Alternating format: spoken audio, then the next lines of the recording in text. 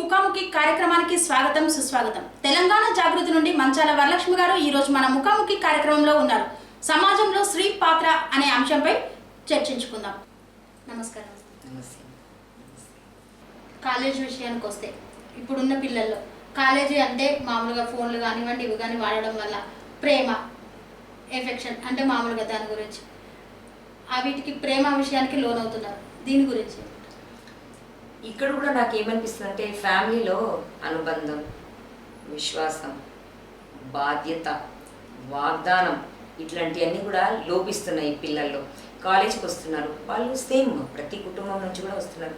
వాళ్ళలో అనుబంధం లోపిస్తుంది, విశ్వాసం అనేటువంటిది లోపిస్తున్నది, వాగ్దానాలు అనేటువంటి ఏంటివి అనేటువంటి లోపిస్తున్నాయి, వాళ్ళ బాధ్యత ఏంటి అనేటువంటిది కూడా లోపిస్తుంది. ఇది కూడా కుటుంబం నుంచే రావాలి. కాలేజ్కి వెళ్తున్న పిల్లలు అనుకుంటే టీనేజర్స్ అంటే ఎప్పుడైతే ఇంట్లో పేరెంట్స్ వాళ్ళకు ఆ స్థానం ఇవ్వలేదో, అంటే వినాలే, వాళ్ళు కూడా ఒక ఫ్యామిలీలో ఒక మెంబరు, వాళ్ళకు ఉండేటువంటి బాధలు, వాళ్ళకు ఉండేటువంటి ఇబ్బందులు ఏమున్నాయి అని ఇటు మదర్తోనో ఇటు ఫాదర్తోనో షేర్ చేసుకునేటువంటి స్పేస్ ఒక మదర్ ఫాదర్ పేరెంట్స్గా కల్పించాలి పిల్లలకు. లేకపోతే ఏమవుతుందంటే వాళ్ళు వెళ్తున్నారు, అదే పనిగా ఈ సినిమా మాధ్యమం అనేటువంటిది కూడా పిల్లల మీద చాలా ఎఫెక్ట్ పడుతున్నది. ఎట్లా కాలేజ్కి వస్తున్నారు అనుకుంటే ఓకే నేను ప్రేమించవచ్చు అనేటువంటిది. అమ్మాయిల్లో కూడా ఒక బాయ్ ఫ్రెండ్ ఉంటే బాగుంటుంది, సొసైటీ స్టేటస్. అబ్బాయిలు కూడా నాకు ఒక గర్ల్ ఫ్రెండ్ ఉంటే బాగుంటుంది, ఓకే ఆ అమ్మాయి సూట్ అవుతుందా, ఈ అమ్మాయి, ఇట్లాంటి ఆలోచనలతోటి జరుగుతుండేది. అంటే ఎప్పుడైతే మనకు ఇంట్లో నుండి ఒకదానికి ఏదైనా మనకు గ్యాప్ ఏర్పడ్డది, ఏదో ఒకటి మనకు లేదు అంటే ఒక ప్రేమ అనేటువంటిది ఇంట్లో లోపించింది, ఒక అనుబంధం అనేటువంటిది ఇంట్లో లోపించింది, నాకు కనిపించలేదు అనేటువంటి అంశం మైండ్లో ఉంటుందో, కొద్దిగా చూపించినటువంటి ఆప్యాయతకే ఆ ఇన్ఫాక్చుయేషన్కి వాళ్ళు లోనే అది ప్రేమ అనుకొని కొద్దిగా దాంట్లో ఏమాత్రం తేడాలు వచ్చినా కూడా చాలా తీవ్రమైనటువంటి నిర్ణయాలు తీసుకోవడం, ఆత్మహత్యలు చేసుకోవడం అనేటువంటిది చాలా జరుగుతుంది. ఆ మధ్యన కూడా నేను న్యూస్లో చూడడం జరిగింది. ఎంబీబీఎస్ కంప్లీట్ అవుతున్న తరుణంలో ఫైనల్ ఇయర్లో ఉండే ఎంబీబీఎస్ అమ్మాయి ఒక అబ్బాయిని లవ్ చేసిన క్రమం ఇంట్లో వాళ్ళు ఒప్పుకోరేమో అనేటువంటి టెన్షన్ తోటి ఆ అమ్మాయి హాస్టల్ రూమ్లో ఆత్మహత్య చేసుకుంది. చాలా బాగా అనిపించింది నాకు.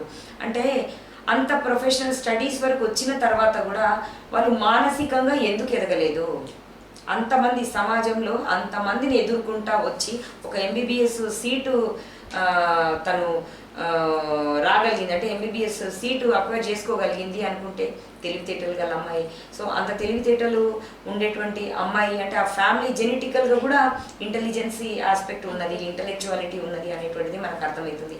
అంటే అంత ఉండి ఎంబీబీఎస్ ఫైనల్ ఇయర్ అంటే ఆల్మోస్ట్ టీనేజ్ కూడా దాటినటువంటి క్రమం. సో అట్లాంటి టైంలో కూడా నేను ప్రేమించిన అబ్బాయిని పెళ్లి చేసుకుంటా అనే విషయం ఇంట్లో చెప్పేటువంటి ధైర్యం లేక ఒప్పుకోరేమో అనేటువంటి అభద్రతా భావానికి గురై ఆమె చనిపోయింది. ఇవాళ కూడా న్యూస్ బీటెక్ అమ్మాయి కూడా ఆత్మహత్య చేసుకున్నది, ఏదో లవ్ అఫేర్ ఉన్నది, అది ఇది అని చెప్పి. అంటే వీటన్నిటికీ కూడా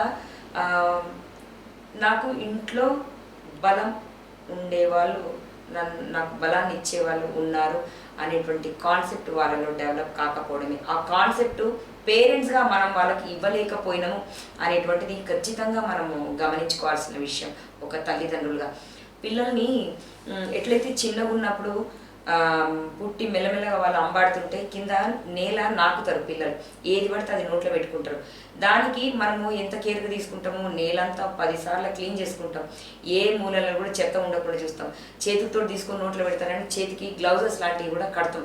అంటే మన పిల్లలకి ఎట్లయితే ఆరోగ్యం ఖరాబ్ అవుతుందో, అంటే ఏంటి, ఇప్పుడు అమ్మ ఒడిలో నుంచి కింద నేల మీద పాకేటప్పుడు వచ్చేటువంటి ఇబ్బందులను అధిగమించాలి, వాళ్ళ హెల్త్ బాగుండాలి అని ఒక మదర్గా ఒక పేరెంట్స్గా అన్నీ తీసుకుంటాం. కనీసం పళ్ళు వస్తున్నప్పుడు ఆ దురదకి ఇదో అదో పెట్టి నోట్లో నములుతారు, దాంతో మోషన్స్ అవుతాయి అనేటువంటి దానికోసం టూతర్స్ అని ఇవన్నీ అవన్నీ కూడా ఎన్నో షాపులలో వెతికి తీసుకొస్తాం. మనం ఎందుకు సమాజం అంటే స్కూల్ అయిపోయి కాలేజ్కి వెళ్తున్నప్పుడు మరి ఒక పెద్ద సమాజంలోకి మనం పంపిస్తున్నాం మన పిల్లల్ని. పంపిస్తున్నప్పుడు అక్కడ ఉండేటువంటి ఇబ్బందులను అధిగమించేటందుకు నేనేం ఇవ్వాలి అనేటువంటి ఆలోచన రాహిత్యానికి ఎందుకు లోనవుతున్నాం మదర్గా అనేటువంటిది ఒకటి గమనించాల్సిన విషయం. ఖచ్చితంగా పిల్లలకి వాళ్ళకంటూ కొంత సమయం కేటాయించాలి, వాళ్ళను వినాలి, ఆలకించాలి. వాళ్ళ ట్రబుల్స్, వాళ్ళ ప్రాబ్లమ్స్, వాళ్ళకు ఉండేటువంటి ఇబ్బందులు, బయట సమాజంలో ఎదుర్కొంటున్న ఇబ్బందులు. సో ఎప్పుడైతే మనం ఆ స్థానం వాళ్ళని కల్పిస్తామో వాళ్ళు ఇబ్బందులు పెట్టే విషయాలు కూడా చెప్తారు. వాళ్ళు ఎక్కువ అంటే ఎవరన్నా నన్ను లవ్ చేస్తున్నానని చెప్పని ప్రపోజ్ చేశారన్న విషయము, లేదా ఎక్కువ రెస్పాన్సిబిలిటీ నా మీద చూపిస్తున్నారు, ఫలానా ఎక్కువ అటెన్షన్ నా మీద ఇస్తున్నారు, ఇట్లాంటి విషయాలు అన్నీ కూడా దొరుకుతాయి. అంటే ఇబ్బందులు అనేటువంటివి ప్రతిదీ ఇబ్బంది అనేటువంటి ట్యాగ్ వేసుకొని ఇబ్బందులు రావు. అవి చాలా ప్రేమపూర్వకంగానే వచ్చి అవి లేటర్ ఆన్ ఇబ్బందులుగా మారేటువంటి క్రమం ఉంటుంది. ఎందుకంటే పిల్లలు చిన్నవాళ్ళు, ఏది కరెక్టు ఏది రాంగ్ అనేటువంటిది తేటలు తెల్లం చేసుకునేంత అనుభవం వాళ్ళకు ఉండదు. సో ఇంట్లో పెద్దవాళ్ళుగా మన బాధ్యత అది. ఎట్లయితే మనం చిన్న పిల్లలని మన నేల మీద పాకుతుండేటప్పుడు మనం ఎట్లా చర్యలు తీసుకుంటామో అదేవిధంగా వీళ్ళని సమాజంలోకి వాళ్ళు చదువుకోవడానికి వెళ్తున్నారు, ఉద్యోగానికి వెళ్ళేటువంటి క్రమం ఏర్పడ్డది అనుకుంటే సమాజంలో డిఫరెంట్ ఫ్యామిలీస్ నుంచి వచ్చే వాళ్ళు ఉంటారు. ఏ రోజు ఎవరిని కలుస్తారు అనేటువంటిది కూడా మనం ఊహించని క్రమం. సో అట్లాంటప్పుడు డే టు డే ప్రతిరోజు కూడా ఎంతో కొంత సమయం మన పిల్లల కోసం మనము ఇవ్వాలి. వాళ్ళ చెప్పే విషయాల పట్ల ఆలకించేటువంటి అంశాన్ని ఇవ్వాలి. అదే పనిగా వాళ్ళలో ఓకే నేను ఈ విషయం చెప్తే నాన్న కొడతాడేమో, అమ్మ తిడుతుందేమో, లేదా నువ్వు కాలేజీకి బంద్ చేపిస్తారేమో, ఈ అభద్రతా భావము మనం పేరెంట్స్గా వాళ్ళకు కల్పిస్తున్నాం. అంతకుముందు జరిగినటువంటి విషయాల పట్ల మనం బిహేవ్ చేసిన తీరు కూడా వాళ్ళు పేరెంట్స్కి మనకు చెప్పడానికి కూడా వెనకంజ వేస్తూ తీరా ఇంకా నాతోటి భరించే శక్తి లేదు అనుకునేటువంటి వీక్ మూమెంట్లో వాళ్ళు ఆత్మహత్యలకు పాల్పడుతున్నారు అనేటువంటిది కొద్దిగా అంటే కొంచెం మనం సమాజపరంగా కొద్దిగా అటెన్షన్ ఇచ్చే వాళ్ళమైతే మనందరికీ కూడా అర్థమవుతుంది. ఇప్పుడు ఒకటి చెప్పాలంటే అసలు ప్రతి మనిషి జీవితంలో కూడా చావు అనేదే పెద్ద కష్టం. సో అంతకంటే పెద్ద కష్టం ఇంకా ఏముంటుంది అంటే ఆ చావు అనేటువంటిది ఒకటి పక్కన పెడితే మిగతా అన్నీ కూడా మనం సాల్వ్ చేసుకునేటువంటి కష్టాలే.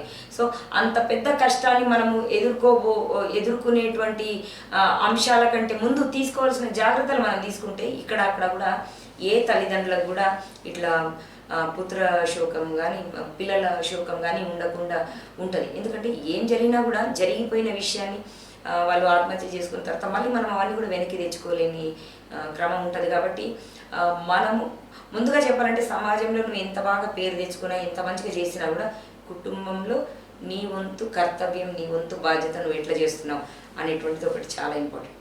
ప్రతి పిల్లలు కూడా ఇంట్లో అమ్మ, నాన్న, అన్న, తమ్ముడు వీళ్ళందరూ ఎంతమంది ఉన్నా తల్లి దగ్గరనే ఆ ఇంటమసీ చాలా ఉంటుంది.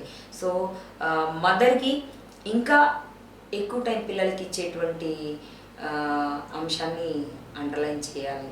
అంటే తల్లిదండ్రులు మామూలుగా చిన్నగా మందలిస్తేనే ఇప్పుడు తట్టుకోలేకుండా ఆత్మహత్యలకు పాల్పడుతున్నారు. అంటే అంత వీక్గా ఎందుకు పిల్లలు తయారవుతున్నారు? ఇక్కడ నాకేమనిపిస్తుంది అంటే ఇప్పుడు వాళ్ళు తప్పులు చేసినప్పుడే నువ్వు ఈ తప్పు చేసినావు అంటే మనం చెప్పే విధానం కూడా ఇంపార్టెంట్. ఇంతకుముందుకు ఎట్లుండేది, చిన్న విషయాన్ని తీసుకుంటే స్కూళ్ళల్లో కూడా ఏదైనా చిన్న తప్పు చేస్తే పెద్దగా మనం బరిగేలు తీసుకొని బాగా కొట్టేవాళ్ళు, వాతలు వచ్చేటివి చాలా కొట్టేవాళ్ళు. ఇంటికి వచ్చినాక ఇట్లా మమ్మల్ని కొడుతున్నారు అంటే పేరెంట్స్ కూడా ఏమనేవాళ్ళు, నువ్వు ఏదో చాలా పెద్ద తప్పు చేసినావు కాబట్టి కొట్టిండ్రు, నేను ఆ విషయం కూడా అడగను అనేటువంటిది వచ్చేది. అంటే మనకి ఎట్లుండేది, ఓకే నేను తప్పు చేసిన కాబట్టి టీచరో సారో కొట్టిండ్రు, అట్లనే అమ్మ నాన్న కూడా నన్ను తిట్టిండ్రు కాబట్టి అది చాలా పెద్ద తప్పు, నేను దాన్ని చేయకూడదు అనేటువంటిది ఉండదు. కానీ ఈ రోజులలో చూస్తే బాలల చట్టాలు అనేటువంటి ఎక్కువైపోయినాయి. కొడితేనే చదువు వస్తుంది, కొడితేనే కరెక్ట్ అవుతారు అనేటువంటిది కాకుండా మనసుకు హత్తుకునే విధంగా ఎట్లా చెప్పాలి అనేటువంటిది వస్తుంది. అది టీచర్స్కి సంబంధించినటువంటి విషయమైనా సేమ్, పేరెంట్స్కి సంబంధించిన విషయమైనా సేమ్.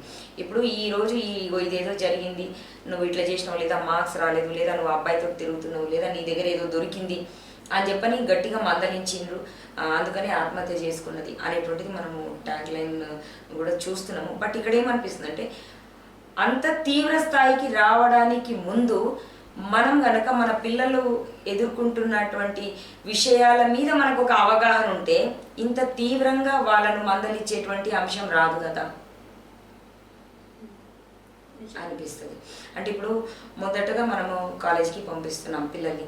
సో ముందుగా చాలా మటుకు పేరెంట్స్ కూడా కాలేజీ స్టార్ట్ అయిన వెంటనే పిల్లల్ని పంపడానికి ఇంట్రెస్ట్ చూపించరు. ఎందుకంటే ర్యాగింగ్ అనేటువంటిది జరుగుతుంది, లేదా పిల్లల్ని నేర్పిస్తారు, వాళ్ళ పసి మనసుల మీద అట్లా ముద్ర పడిపోతుంది అనేటువంటిది చాలా పేరెంట్స్లో ఉన్నది. అది అంటే ఎందుకు కొత్తగా వెళ్తున్నప్పుడు ఎంతో మంది కొత్త ముఖాలను కూడా వాళ్ళు పరిచయం చేసుకోవాల్సిన క్రమంలో ఫస్ట్ ఇంప్రెషన్ బెస్ట్ ఇంప్రెషన్ లాగా ఏదైనా ఇట్లా తీవ్రంగా ఉండేటువంటి అంశం వాళ్ళ మీద గట్టి ప్రభావం చూపుతుందని మనము మానేస్తున్నాం వాళ్ళని పంపడానికి. కానీ ఆ తొలి రోజులు మనము కాలేజ్కి పంపించకుండా తర్వాత నుండి మెల్లగా పంపించి ఒక 4-5 సార్లు అడుగుతున్నాం అనుకుంటా, ఎట్లుంది ఏంటిది, ఎవరైనా ఇబ్బంది పెడుతున్నా, ర్యాగింగ్ చేస్తున్నా. ఎందుకంటే ఆ ర్యాగింగ్ అనే వర్డ్ కూడా ఎక్కువ సార్లు మనం విన్నాము కాబట్టి అట్లాంటిది ఏమైనా జరుగుతుందా అని అడుగుతున్న తల్లిదండ్రులు కూడా నాకు ఎరుక చాలామంది. బట్ అది అక్కడితో ఆపేస్తున్నాం. ఎప్పుడైతే ఏం లేదంటున్నా అక్కడ వదిలేస్తున్నాం. కానీ అసలైన ప్రాబ్లం అక్కడ మొదలవుతుంది. ఎందుకంటే వాళ్ళంతలో వాళ్ళు నలుగురితోటి కలిసి నలుగురిలో వాళ్ళు మెదలాలి.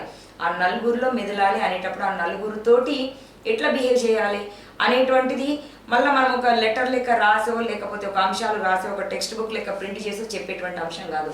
రోజు వాళ్ళ దగ్గర నుంచి మాట్లాడుకుంటూ ఇటు అటు వాళ్ళకి కొంత సమయం ఇచ్చి బయటికి వెళ్ళడం, కనుక్కోవడం, మామూలుగా మాట్లాడుతున్నట్టుగా మాట్లాడుతూ ఉంటే వాళ్ళ ఆలోచన విధానం ఎట్లా పోతున్నది అంటే వాళ్ళు ఎవరితోటి ఫ్రెండ్షిప్ చేస్తున్నారు, ఎట్లాంటి క్రమాలు వాళ్ళని చుట్టుముడుతున్నాయి అనేటువంటి అవగాహన ఒక మదర్కి ఒక పేరెంట్స్కి వస్తాయి.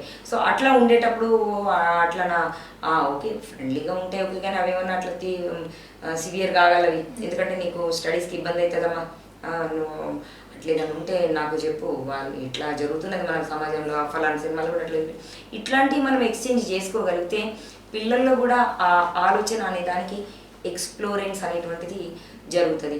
సో అప్పుడేంది మానసికంగా కూడా వాళ్ళలో దృఢత్వం పెంచిన వాళ్ళం అవుతాం. ఎన్నో ఎగ్జాంపుల్స్ ఉన్నాయి. ప్రతిదానికి మనం టెక్స్ట్ బుక్ నుంచి లెసన్స్ లేకపోతే ఏవో పాఠాలు చెప్పాల్సిన అవసరం లేదు. రియల్ లైఫ్ ఎక్స్పీరియన్స్ అనేటువంటిది చాలా ఉన్నాయి. మనం ఈ రోజులలో చూస్తున్నాం.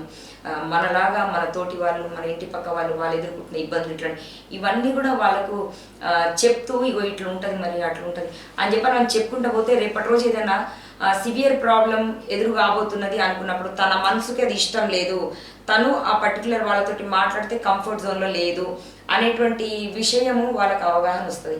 అప్పుడు ఆ సిచ్యువేషన్ ఏర్పడ్డప్పుడు తనంతలో తాను దానికి ఆన్సర్ ఇచ్చి తన పనితో తను చేసుకోగలిగినటువంటి క్రమం వస్తుంది. అప్పుడు అక్కడ నన్ను మందలించిందని చెప్పి ఆత్మహత్యలు చేసుకోవాల్సిన అవసరం లేదు.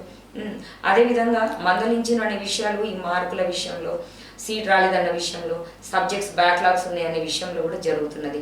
సో ఈ దానికి కూడా నాకేమనిపిస్తుంది అంటే ఎప్పుడైతే వాళ్ళను ఒక చదువు కొరకు మనము కాలేజెస్కి మనము పంపిస్తున్నప్పుడు వాళ్ళ ఫుల్ టైం అటెన్షన్ చదువు మీద కాకుండా వేరే దిక్కు పోతున్నది, ఏదైనా సైడ్ ట్రాక్ పడుతున్నటువంటి అంశం ఉన్నది అనుకున్నప్పుడు మనం డే టు డే మన పిల్లల్ని మనం మానిటర్ చేసుకోగలిగితే, ఎట్లయితే కోడి తన పిల్లలన్నీ కూడా తన రెక్కల కింద పెట్టుకుంటుంది, ఏ ఒక్కరు అడిగి నార్మల్గా వాళ్ళ పని మీద వాళ్ళు నడుచుకుంటూ పోయినా కూడా వాళ్ళ మీద ఎగబడుతుంది. అంటే అంత చందంగా మనం మన పిల్లల్ని అన్ని వేళలా కాపాడుకుంటూ వచ్చే క్రమంలో ఇది కూడా మనము విస్మరిస్తున్నాం. అంటే ఇవన్నీ తల్లిదండ్రులకు తెలియదు అని నేను అంటలేను. ఈ రోజులలో ఉండేటువంటి బిజీ లైఫ్లో మనం పడి ఎంతసేపు అప్పటి మనకు అయిపోయిందా పని అనేటువంటిది మనం చూస్తున్నాం. ఈ కాంపిటీషన్ వరల్డ్లో ప్రతి మదర్ కూడా ఇటు ఇంట్లో విషయాలు, అటు బయట ఉద్యోగకు సంబంధించింది, తాను ఎదుర్కొంటున్న సొసైటీ ఇబ్బందులు ఇవన్నీ మనసులో పెట్టుకొని ఇవన్నీ చేస్తూ పిల్లల్ని కొంచెం లాపరవ చేస్తున్నాం అనేటువంటిది నాకు అనిపిస్తుంది. ఇదంతా కూడా నేరస్తులు అమ్మా నాన్నలని నేను అంటలేను, అంత పెద్ద మాట కాదు. బట్ మనము మన పిల్లల్ని రక్షించుకునే దాంట్లో మనం మర్చిపోయిన విషయాలని ఒకసారి మనం తేటతెల్లం చేసుకోవాలి అనేటువంటి విషయం ఒకసారి మదర్స్ అందరూ కూడా ఆలోచించాలి. పేరెంట్స్ ముఖ్యంగా, ఫాదర్ది కూడా చాలా ఇంపార్టెంట్ రోల్. తన వైఫ్కి ఎంత ఇంపార్టెన్స్ ఇస్తున్నా లేదా తన పిల్లల మీద అలాంటి ప్రభావం పడకుండా నేను ఏ విధంగా నా బాధ్యతను నిర్వహిస్తున్నా, నా కొడుకుని ఏ విధంగా చూస్తున్నా, నా బిడ్డని ఏ విధంగా చూస్తున్నా అనేటువంటిది ఫాదర్ దగ్గర నుంచి కూడా ఫ్యామిలీకి అందాల్సినటువంటి ప్రోటీన్ లాంటి పదార్థం. వివాహం అయ్యాక అత్తవారింట్లో అత్త మామలతో కానీ భర్తతో కానీ వేధింపులకు గురవుతుంది. ఇలాంటివి కాకుండా ఉండడానికి ఎలా చేస్తే బాగుంటుంది? అత్త, ఆడపడుచు, వివాహమైనాక మహిళ అన్నాము. వివాహమై కొత్తగా ఇంటికి వచ్చేటానికి కోడలు, అంటే కోడలు, అత్త, అడు, వీళ్ళు ముగ్గురు కూడా మన మహిళకు చెందిన వాళ్ళే. ఏవైతే మనము మహిళల్లో ఉండాలి అనుకుంటున్నామో, కొత్తగా వచ్చిన కోడలు ఇబ్బందులు పడుతుంది అని అనుకుంటున్నామో, అవతల వైపు కూడా అత్త అనేటామె కూడా ఒక అమ్మనే, ఒక మహిళనే. అదేవిధంగా ఆడపిల్ల కూడా ఇంకో ఇంటికి కోడలే. సో ఈ క్లారిటీ అనేది ఫ్యామిలీలో రావాలి. దీనికి కూడా మళ్ళీ ఏమనిపిస్తుందంటే ఎడ్యుకేషన్ అనేది కూడా చాలా ఇంపార్టెంట్. సమాజం పట్ల ఉండేటువంటి అవగాహన, ముఖ్యంగా ముందు కుటుంబ పరంగా ఉండేటువంటి ఇంపార్టెన్స్ కూడా చాలా ఇది. ఇప్పుడు ఇంతకుముందు మనం చెప్పుకున్నామండి, మనము విశ్వాసం అనేటువంటిది, బాధ్యత అనేటువంటిది, అనుబంధం అనేటువంటి ఇవన్నీ కూడా ఒక ఫ్యామిలీ ఒక వృక్షం అనుకుంటే, ఒక పెద్ద చెట్టు అనుకుంటే, ఇవన్నీ వాటి ఆకులు పండ్లు అనుకోవచ్చు. ఇవి కింద కనుక రాలి పడిపోతే శబ్దం రాదు, కానీ మనసులు విరుగుతాయి. అవి కుటుంబాన్ని కూడా విచ్ఛిన్నం చేస్తాయి. అదేవిధంగా సమాజానికి కూడా తీరని లోటు ఏర్పడుతుంది. ఎందుకంటే సమాజం అని మనం అనుకుంటాం, ఎన్నో కుటుంబాలు కలిస్తేనే ఒక సమాజం. అట్లా ఇంట్లో ఉండే ప్రతి వాళ్ళు కూడా, వాళ్ళు మహిళలు కావచ్చు, పురుషులు కావచ్చు, అదేవిధంగా భర్త అనేవాడు చాలా ఇంపార్టెంట్ రోల్ ప్లే చేయాలి ఇక్కడ. ఎట్లంటే ఒక 20 ఏళ్ళలో 25 ఏళ్ళలో అతన్ని పెళ్లి చేసుకొని వచ్చిన అమ్మాయి ఇంకో ఇంటి ఆడపిల్లని, అన్ని రోజులు వాళ్ళ ఫ్యామిలీలో ఉండేటువంటి అనుబంధాన్ని అవన్నీ కూడా క్యారీ ఫార్వర్డ్ చేసుకుంటా కోడలుగా నీ ఇంట్లో నట్టింట్లోకి అడుగుపెట్టినప్పుడు ఇటు అమ్మకు, అక్కకు, చెల్లెలకు, భార్యకు ఇచ్చేటువంటి ఇంపార్టెన్స్, ఇచ్చేటువంటి క్లారిటీలో ఆ బ్యాలెన్స్ చేసుకునేటటువంటిది మగవాడి పాత్ర, అంటే ఒక భర్త పాత్ర అనేటువంటిది చాలా ఇంపార్టెంట్. ఎందుకంటే ఎంతసేపు మనం అత్త అనుకుంటున్నాము, అత్త అనడానికి ఆమె ఇప్పుడు ఇంటికి వచ్చిన అమ్మాయికి అత్త, కానీ ఆ అమ్మాయి చేసుకున్న ఆయనకు అమ్మ. ఆ అమ్మలో కూడా ఒక సెక్యూరిటీ అనేటువంటిది రావాలి. జనరల్గా ఈ అత్తల్లో ఎట్లుంటుందంటే, ఇన్ని రోజులు నా కొడుకు నా మాట వినేటోడు, నేను చెప్పిన డ్రెస్ చేసుకునేటోడు, లేదా నన్ను అడిగి కూరగాయలు ఇష్టాలనేది. కానీ ఇప్పుడు అవన్నీ కూడా ఇంకొక ఆమె షేర్ చేసుకుంటుంది, అంటే ఆయన భార్యతో షేర్ చేసుకుంటాడు అనేటువంటి ఒక అభద్రతకు గురవుతుంది. సైకాలజికల్గా ఒక అభద్రత అనేటువంటిది వాళ్ళకు పెరుగుతూ ఉంటుంది. అట్లా ఏమైందంటే దానికే నీరు పోసినట్టు అవి చిన్న చిన్న అంశాలు కుటుంబంలో జరిగేటువంటి పెరుగుతూ ఉంటాయి.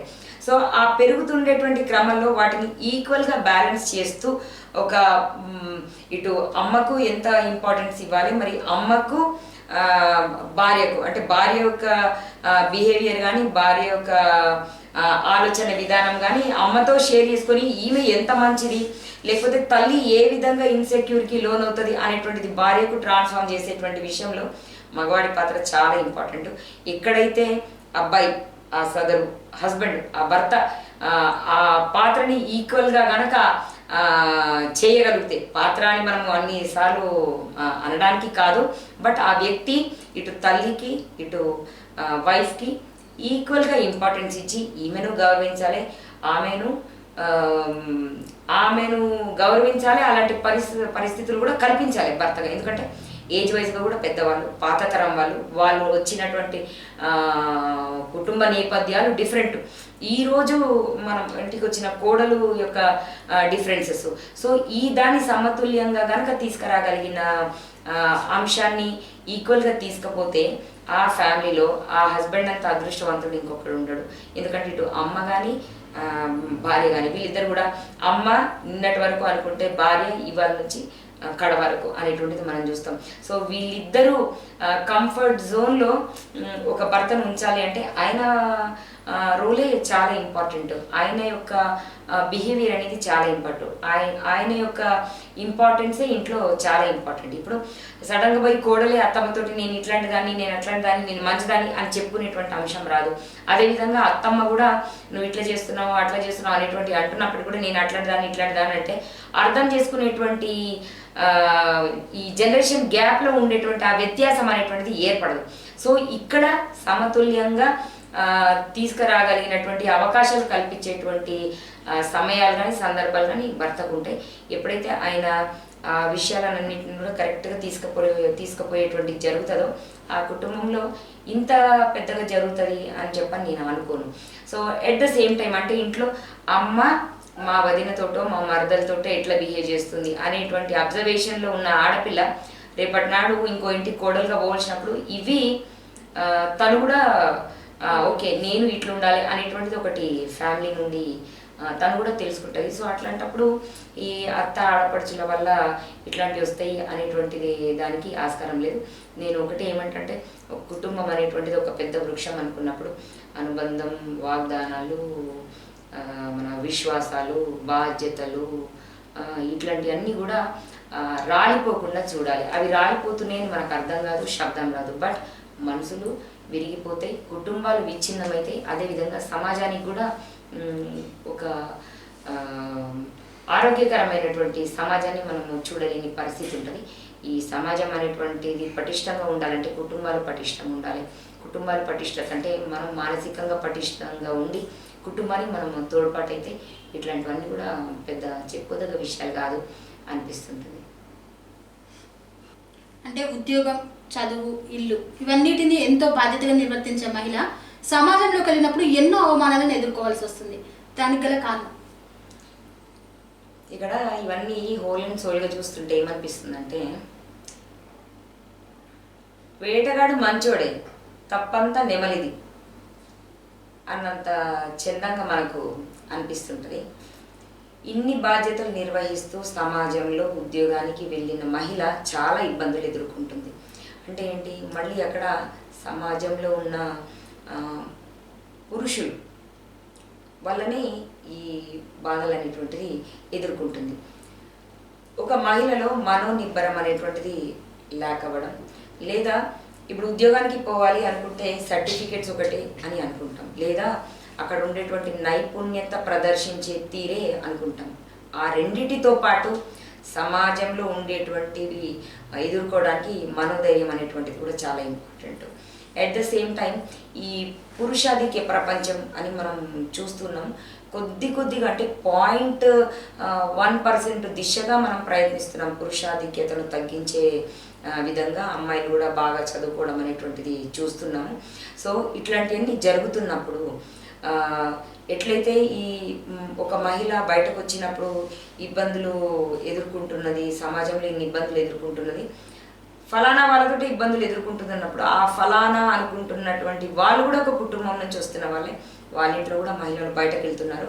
సో ఈ ఆలోచన రాహిత్యం అనేటువంటిదే ఈ వాటికి మూల కారణం. ఇక్కడంతా కూడా అమ్మాయిలదే తప్పు అని అనడానికి లేదు.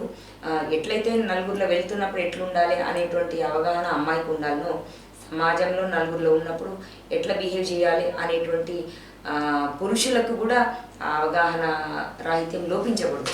ఆ అవగాహన ఉన్నప్పుడు మాత్రమే సమాజం కూడా ఆరోగ్యంగా వెళ్తుంటుంది. ఇట్లాంటి అరాచకాలు కూడా తగ్గుముఖం పట్టేటువంటిది ఉంటుంది. సో ఇక్కడ అక్కడ కూడా ఇంకా జరుగుతున్నాయంటే కూడా ఈ చట్టం కూడా కొన్ని తీవ్రమైనటువంటి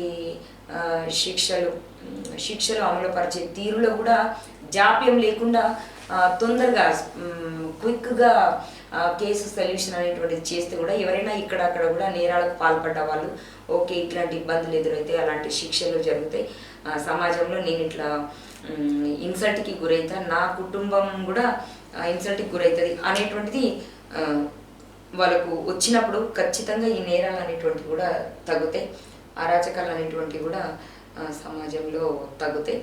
దీంట్లో అమ్మాయి మనోనిబ్బరం ఎంత ఇంపార్టెంటో అదేవిధంగా అవగాహన ఉండడం అనేటువంటిది పురుషుల్లో కూడా అంతే ఇంపార్టెంట్. అట్లనే సమాజంలో మనకంటూ ఏర్పడినటువంటి రెగ్యులేషన్స్, రూల్స్ ప్రభుత్వ పరంగా తీసుకెళ్లే విషయానికంటే ఒక సామాన్య ప్రజానీకానికి కూడా ప్రభుత్వం ఏం చేస్తున్నది, ఏం జరిగితే ఏమవుతుంది అనేటువంటి అవగాహన ఉండాలి అనేటువంటి దాంట్లో కూడా సెర్టెన్ డిపార్ట్మెంట్స్ క్విక్గా దాని మీద యాక్షన్ అనేటువంటిది జరగడం అనేటువంటిది కూడా చాలా ఇంపార్టెంట్. ఏమైందంటే ఇప్పుడు ఏదో ఒక నేరం జరుగుతుంది, లేదా ఎవరి మీదనో అత్యాచారం చేయడము, లేకపోతే ఎవరినో చంపేయడము, ఇట్లాంటివన్నీ చూస్తాం. అది కోర్టులో కేసు పడిన తర్వాత కొన్ని ఏళ్ళ దాకా అది నడుస్తూనే ఉంటుంది కేసు. అంటే తీరా అది లైమ్ లైట్లోకి వచ్చేటప్పటికి ఒక 7-8 ఏళ్ళు అయిపోతుంది. అప్పటికి వీళ్ళలో రిగ్రెషన్ వచ్చినా వెనక్కి తీసుకునేది ఏం లేదు. తర్వాత అది అన్ని రోజులు సాధారణంగానే ఉండడం వల్ల ఏమవుతుంది అంటే వీళ్ళకు కూడా దాని ఎఫెక్ట్ అనేటువంటిది డైల్యూట్ అయిపోతుంది. సో అట్లా కాకుండా ఇట్లా అరాచకం జరిగిన ఇమీడియట్గా యాక్షన్ ఎట్లుంటుంది, వాళ్ళకి ఎలాంటి పనిష్మెంట్స్ వస్తాయి అనేటువంటి మెజరింగ్ కోడ్ ఒకటి ఖచ్చితంగా మనం చూపించగలిగితే క్విక్ టైంలో ఫాస్ట్ టైంలో మనం చూపించగలుగుతాం. మన ప్రభుత్వాలు కనుక చేయగలిగితే కొన్ని డిపార్ట్మెంట్స్, మన పోలీస్ డిపార్ట్మెంట్, హోమ్ డిపార్ట్మెంట్ కావచ్చు, జ్యుడిషియల్ డిపార్ట్మెంట్ కావచ్చు, వీళ్ళు కనుక కొంచెం తొందరగా వాటిని చేయగలిగితే ఇంకొకసారి నేరపూరితమైనటువంటి ఆలోచనలు ఉండే వాళ్లకు ఖచ్చితంగా ఒక గ్యాప్ అనేటువంటిది వస్తుంది, అక్కడ ఆలోచన అనేటువంటిది వస్తుంది అనిపిస్తుంది నాకు. ఇప్పుడు ప్రభుత్వం ఎన్నో చట్టాలను పెట్టింది, ఆ చట్టాలను ఎంతవరకు ఉపయోగించుకోగలుగుతున్నారు మహిళలు? ఎన్నో మహిళలకు సంబంధించి మన ప్రభుత్వం తీసుకొచ్చినటువంటివి షీటింగ్ని మంచిగా చెప్పుకోవచ్చు. అట్లానే ఆసరా అభయ చట్టాలు కూడా తీసుకోవచ్చు, భరోసా టీమ్స్ అనేటువంటిది కూడా తీసుకోవచ్చు. సో ఇవన్నీ కూడా మహిళలకు సమాజంలో ఉండేటువంటి అరాచకాలను ఎదుర్కోవడానికి ఇవి ఖచ్చితంగా తోడ్పడుతున్నాయి. కానీ వాటిని ఇంకా పెంపొందించేటువంటి క్రమం ఆలోచించాలి మన ప్రభుత్వం. ఈ షీ టీమ్స్ ఇట్లాంటివన్నీ కూడా ఓన్లీ మన టౌన్స్లో, ముఖ్యంగా హైదరాబాద్లో ఎక్కువ మొత్తంలో పనిచేస్తున్నాయి. సో అట్లనే ఈ టౌన్ సెక్షన్స్ ఎక్కడెక్కడ ఉన్నాయో అక్కడ అంతటికి కూడా మనం విస్తరించగలిగితే, ఎందుకంటే నేరాలు అక్కడంతా కూడా ఎక్కడైతే ఈ షీ టీమ్స్ అవన్నీ ఉన్నాయో కొంచెం తగ్గుముఖం ఉన్నది అనుకున్నప్పటికీ కూడా ఇట్లా విరివిగా ఇంకా కొద్దిగా మనము డిపార్ట్మెంట్స్ని ఎక్స్టెన్షన్ చేసిన క్రమం చూస్తే ఆ నేరాలు ఇట్లాంటి అరాచకాలు కూడా తగ్గుతున్నాయి అని మనము సంఖ్యలు చూడగలుగుతాం అనేటువంటిది అనిపిస్తుంది. స్త్రీకి స్వేచ్ఛ పూర్తిగా లభించాలంటే ఈ సమాజంలో ఎలా చేస్తే, అంటే ఎలాంటి సిద్ధాంతాలు పెడితే స్వేచ్ఛ లభిస్తుందని మీరు అనుకుంటున్నారు? స్వేచ్ఛ అనేది లేదు అనేటువంటిది ఖచ్చితంగా కూడా అనలేము. స్వేచ్ఛ ఉన్నప్పటికీ ఇక్కడ కొన్ని విషయాలలో చూస్తే సహనం అనేటువంటిది కూడా స్త్రీలో రావాలి. కారడిలో ఉండేటువంటి బండరాయి కూడా ఆలయంలో ఒక విగ్రహ రూపం దాల్చి పూజలకు నుంచుకుంటుంది. అట్లనే ఈ ఓర్పు, సహనం అనేటువంటిది మహిళల్లో కూడా ఇంకా పెంపొందాలి, ఇంకా ఎక్కువ కావాలి. అట్లాంటప్పుడు సమాజంలో ఉండేటువంటి ఇట్లాంటి కష్టాలను ఎదుర్కొనేటువంటి ఓర్పు, సహనం తను తీసుకురాగలిగితే ఇంకా మంచిగా ఉంటుంది. నేను అంటే ఈ మాట ఎందుకు చెప్తున్నానంటే, ఈరోజు చూస్తే కోర్టుల దగ్గర చూసినప్పటికీ ఈరోజు ఈక్వల్గా అమ్మాయిలు అబ్బాయిలకి ఈక్వల్గా కూడా జాబ్ చేస్తున్నటువంటి క్రమం చూస్తున్నాం. సాఫ్ట్వేర్ కంపెనీస్లో చూస్తున్నాం. ఎంత రేషియోలో అయితే ఉద్యోగాలకు వెళ్తున్నారు, ఈక్వల్గా ఉన్నారు. అమ్మాయిల ratio, male female ratio working కండిషన్స్లో ఈక్వల్గా ఉంది అని అనుకున్నప్పటికీ కూడా ఈగోస్ కూడా అనుకోవద్దు, కానీ మన మహిళల్లో కూడా ఎక్కువనే ఉంటున్నాయి. అదొక కారణం. ఈ మన జ్యుడిషియల్ గ్రౌండ్స్లలో చూస్తే ఎంతోమంది అమ్మాయిలు విడాకులకు వెళ్ళడం అనేది, చిన్న చిన్న కారణాలకు కూడా విడాకులకు వెళ్ళడం అనేది, దాని సొల్యూషన్స్ కోసం ఆలోచించకుండా మనకు మహిళలకు ఉండేటువంటి చట్టాలని ఆసరా చేసుకొని వాటిని అడ్వాంటేజ్ తీసుకున్నటువంటి ఇక్కడక్కడ మహిళలు తుంపర కూడా మనము చూస్తున్నాము. వీటన్నిటి కూడా కారణము ఈగోస్. సో సహనం, ఓర్పు అనేటువంటిది మనం ఎక్కువ పాలలో తీసుకురాగలిగితే, ఈ ఈగోస్ అనేటువంటి మనం కొంచెం పక్కన పెట్టగలిగితే ఈరోజు ఉండేటువంటి చాలా మటుకు సమస్యలకి కొద్దిగా హాల్ట్ అనేటువంటిది వస్తుంది. పూర్తిగా పురుషుల వల్లనే మనము ఇట్లా అవుతున్నాము అనేటువంటిది కాదు. అక్కడ ఇక్కడ అవగాహన రాహిత్యం కావచ్చు, ఈగోస్ ఎక్కువగా ఉండడం అనేటువంటిది కావచ్చు, మన మహిళల సైడ్ నుంచి కూడా జరుగుతున్నది బాధాకరమైన విషయము. బట్ వారికి ఆ స్పేస్ అనేది వారికి వాళ్ళు కల్పించుకోవాలి. అంటే ఏంటి, నేనేం చేస్తున్నాను, దానివల్ల ఎలాంటి పరిణామాలు ఎదుర్కొంటాను, ఇట్లాంటివి జరిగితే నా కుటుంబం మీద దాని ప్రభావం ఎట్లా అవుతుంది, రేపటి రోజు ఫ్యూచర్ ఎట్లుంటుంది, నా కడుపున పుట్టిన పిల్లల మీద ఆ ఎఫెక్ట్ ఎట్లుంటుంది, లేదా నేను వర్క్ చేస్తున్న వర్కింగ్ గ్రౌండ్స్లో ఎట్లాంటి ఇంపాక్ట్ తీసుకోపోగలుగుతాను అనేటువంటిది కొద్దిగా దానికోసం సమయం అంటూ ఇవ్వాలి. అంటే ఇక్కడ ఓన్లీ మహిళలే ఇవన్నీ చూడాలి అని నేను అంటలేను. ఏదైతే మనం ఇప్పుడు కారడవి, ఒక బండరాయి కూడా ఇట్లా ఒక మంచి ఓర్పు, సహనం అనేటువంటిది ఏర్పడితే ఒక ఆలయంలో విగ్రహానికి తయారవుతుంది అనుకున్నప్పుడు ఇందులో మహిళలు కూడా సమాజంలో ఉండేవాళ్ళు, పురుషులు కూడా ఓర్పు, సహనం అనేటువంటిది వాళ్ళకు కూడా చాలా ఇంపార్టెంట్. ఎప్పుడైతే ఈ రెండు వర్గాలకు సంబంధించినటువంటి వాళ్ళలో ఈక్వల్గా వీటి మీద ఇంపార్టెన్స్ అనేటువంటిది ఇస్తే ఇన్ని ప్రాబ్లమ్స్ ఎదుర్కొనేటువంటి దశ రాదేమో. మన దిశానిర్దేశాన్ని మనమే చేసుకున్న వాళ్ళము అవుతాము. ఒక ఆరోగ్యకరమైనటువంటి సమాజాన్ని మనం ఏర్పరచుకోగలుగుతాము. మన మీద ఆధారపడ్డ వాళ్ళని, మన కడుపులో పుట్టిన పిల్లల్ని మనము ఒక కుటుంబంగా ఏర్పడి మన కుటుంబాన్ని ఎన్హాన్స్ చేసుకుంటూ, మన కుటుంబాన్ని పెంపొందించుకుంటూ తీసుకున్న పోయే వాళ్ళకు ఒక మంచి మెసేజ్తో ఒక మంచి పౌరులుగా ముందుకు తీసుకుపోతాం అని అనిపిస్తుంది. సమాజంలో స్త్రీ పాత్ర అనే విషయం గురించి, ఒక పిల్లల పట్ల తల్లిదండ్రుల బాధ్యత ఏ విధంగా ఉంటుంది, సమాజంలో ఒక మంచి వ్యక్తిగా ఎదగడానికి ఎలా చేస్తే కృషి అవుతుందని అన్ని విషయాల గురించి మాకు సంపూర్ణంగా తెలియజేసినందుకు ధన్యవాదాలు. థ్యాంక్ యూ వెరీ మచ్ అమ్మ. నేను కూడా చాలా థ్యాంక్ యూ. TR9 ద్వారా అంటే కొన్ని సమాజంలో ఉండేటువంటి విషయాల పట్ల నాకున్న నాలెడ్జ్, నాకున్న అబ్జర్వేషన్ షేర్ చేసుకునేటువంటి క్రమం మీరు కల్పించినందుకు నిజంగా ధన్యవాదాలు. రైతన్నకు బ్రహ్మాస్త్రం స్పైరన్ పంప్. మీ గృహ, వ్యవసాయ, పారిశ్రామిక నీటి అవసరాలకు స్పైరన్ pumps V3, V4, V6 submersible పంపులు మరియు ఓపెన్ వెల్ సబ్మెర్సిబుల్స్ లో లభ్యం.